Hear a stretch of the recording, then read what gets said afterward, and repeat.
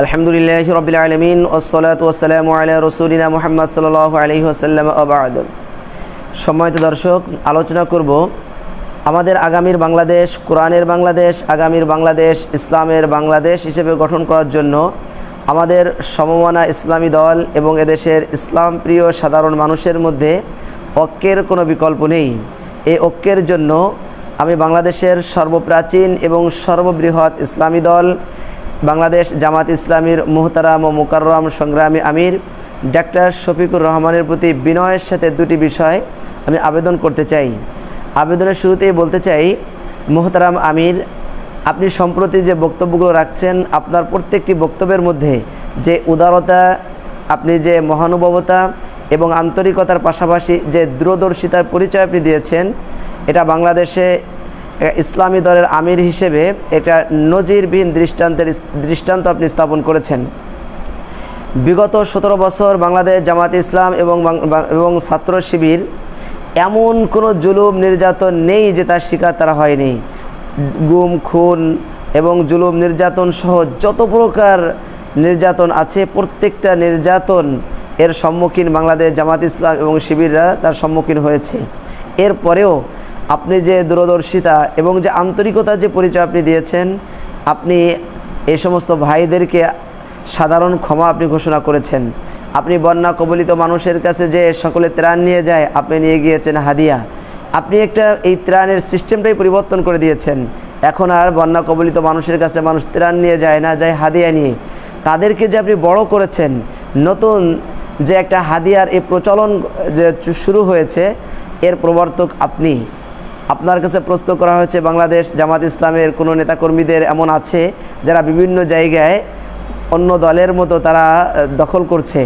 আপনি বলছেন, যদি আমাদের দলের কোনো নেতাকর্মী এরকম করে থাকে, তারা করতে পারে না, আমি তাদের জন্য মাপ চাই, আমি ক্ষমা চেয়ে নেব। আপনার কাছে বাংলাদেশে যখন আপনারা বিএনপির সাথে ছিলেন, এই বিষয়টা প্রশ্ন করার সাথে সাথে আপনি কোনো ব্যাখ্যা না দিয়েই আপনি সরাসরি বলেছেন, হ্যাঁ, বিগত দিনে আমরা যেটা করেছি আমরা তার জন্য মাপ চাই। তো আপনি এই যে আপনার আলোচনার মধ্যে যে নিজের ভিতরে যে নমনীয়তা, যে উদারতার পরিচয় দিয়েছেন, আপনি যদি সামনে ইসলামী দলগুলি এবং ইসলাম প্রিয় মানুষদেরকে নিয়ে ঐক্য করতে চান, আপনার নেতৃত্বে এদেশে বৃহৎ এবং স্থায়ী ঐক্য এটা অবশ্যই সম্ভব। এর জন্য আপনাকে আমি দুইটা বিষয় খুব অনুরোধ করতে চাই। এক নম্বর বিষয় সেটা হলো, আমরা সকলেই জানি বর্তমান বাংলাদেশে গণতান্ত্রিক প্রক্রিয়ায় যে রাজনীতি, যে নির্বাচন চলছে, এটা ইসলাম কখনোই সমর্থন করে না। আমরা যারা ইসলামী রাজনীতি করি, আমরা নিরুপায় হয়ে ইসলাম প্রতিষ্ঠা করার জন্য ইমারতে ইসলামিয়া বা খেলাফার সেই সুযোগটা আমরা না পেয়ে আমরা নিরুপায় হয়ে এই পন্থাকে আমরা বেছে নিয়েছি। তা আমাদের বক্তব্যের ক্ষেত্রে খেয়াল রাখতে হবে। আমরা দেখেছি বাংলাদেশ জামাত ইসলাম তাদেরকে কেউ জঙ্গি না বলে, তালেবান না বলে, আল কায়দা না বলে। এজন্য বস্তুবাদী রাজনীতিতে যারা বিশ্বাসী তাদের কাতারের মতো তাদের বক্তব্যের মতোই কেমন যেন গণতন্ত্রকে সমর্থন করে এই বক্তব্যগুলো আপনারা দিয়ে যান। খেয়াল রাখতে হবে, এই বর্তমান বা এই চলমান যে নির্বাচন যে প্রক্রিয়া, যে গণতন্ত্রকে স্যালুট জানিয়ে যারা এগুলি করছে, এর সাথে ইসলামের কত সাংঘর্ষিক রয়েছে। বর্তমান যে নির্বাচন, এক্ষেত্রে আমাদের বাংলাদেশের আমরা একটা দৃষ্টান্ত দিতে পারি যে সন্ত্রাসীদের গডফাদার এরশাদ শিকদার, তার একটা ভোটের যে মূল্য, সে ঠিক অনুরূপভাবে মুফাসসির সম্রাট আল্লামা দেলোয়ার হোসেন সাঈদী রাহিমাহুল্লাহ, তার একটা ভোটের কিন্তু একই মূল্য। কিন্তু ইসলাম কি বলে? ইসলাম বলে এরশাদ শিকদারের মতো একজন কেন, কোটি কোটি এরশাদ শিকদারের ভোটের যে মূল্য না আছে, আল্লামা দেলোয়ার হোসেন সাঈদীর একটা পশমের তার থেকেও বেশি মূল্য আছে। আপনি দেখবেন ইসলামের প্রত্যেকটা ক্ষেত্রে, শাহাদার ক্ষেত্রে, সব জায়গায় নেককার, পরহেজগার, খোদাবিরু তাদের গ্রহণযোগ্যতা ইসলামের শরিয়াতে কত বেশি দিয়েছে। এজন্য আমরা বর্তমান এই রাজনীতি বা বর্তমান নির্বাচন আমরা নিরুপায় হয়ে করি, কিন্তু ইসলাম এটাকে কখনোই সমর্থন এভাবে করে না যে একজন জ্ঞানী, একজন জাহেল উভয় একই কাতারে থাকবে, একজন আলেম, একজন জাহেল, একজন মূর্খ, একজন শিক্ষিত, উভয়ের ভোট, উভয়ের সমর্থন একই পাল্লায়, একই সমপর্যায়ের হবে। এটা ইসলাম এবং এটা যুক্তিতে কোনো ক্রমে এটাকে মেনে নেয় না। এজন্য আপনার একটি বিষয় খেয়াল রাখতে হবে, বক্তব্যের ক্ষেত্রে আপনার নেতাকর্মীরা যখন বক্তব্য দিবে, আমরা যারা ইসলামকে ভালোবাসি আমরা বুঝতে পারি যে আপনারা ইমারতে ইসলামে বিশ্বাসী, আপনারা খেলাফায় বিশ্বাসী, আপনারা গণতন্ত্রে আপনারা বিশ্বাসী নয়। পাশাপাশি আরেকটি গুরুত্বপূর্ণ বিষয়, সেটা হলো আপনারা মনে করেন যে আপনাদের চিরশত্রু হলো বাংলাদেশের আওয়ামী লীগ বা অন্য অন্য দলগুলি। না, বাংলাদেশে সর্বপ্রাচীন এবং বাংলাদেশের মধ্যে একটা বৃহৎ ইসলামী দল আপনারা ক্ষমতায় না আসার পিছনে সবচেয়ে উল্লেখযোগ্য যে কারণ, সেটা হলো কওমি উলামায়ে কেরামদের সাথে আপনাদের সুসম্পর্কটা এখনও পর্যন্ত সেভাবে তৈরি হয় নাই। আল্লামা দেলাওয়ার হোসেন সাঈদী রাহিমাহুল্লাহ তিনি বলেছেন, আমার একটি চোখ হলো কওমি এবং একটি চোখ হলো আলিয়া। তিনি কথা বলেছেন, কিন্তু তার প্রয়োগটা এখনও বাংলাদেশে আমরা দৃশ্যমান কিছুই দেখতে পাই না। বাংলাদেশে জামাত ইসলামের নেতৃত্বাধীন হাজার হাজার আলিয়া মাদ্রাসা প্রতিষ্ঠিত, বাংলাদেশের অসংখ্য আলিয়া মাদ্রাসা বাংলাদেশে জামাত ইসলাম এবং শিবিরের একটা দুর্গ পরিণত হয়েছে। কিন্তু আপনারা কি বলতে পারবেন বাংলাদেশের জামাত ইসলামে পরিচালিত বাংলাদেশে একটাও কওমি মাদ্রাসা আছে? একটা কওমি মাদ্রাসায় আপনাদের যেখানে প্রোগ্রামে যান আপনারা ভালোবেসে এই কওমি মাদ্রাসায় আপনাকে বেছে নিতে পেরেছেন? এখনও সম্ভব হয়নি।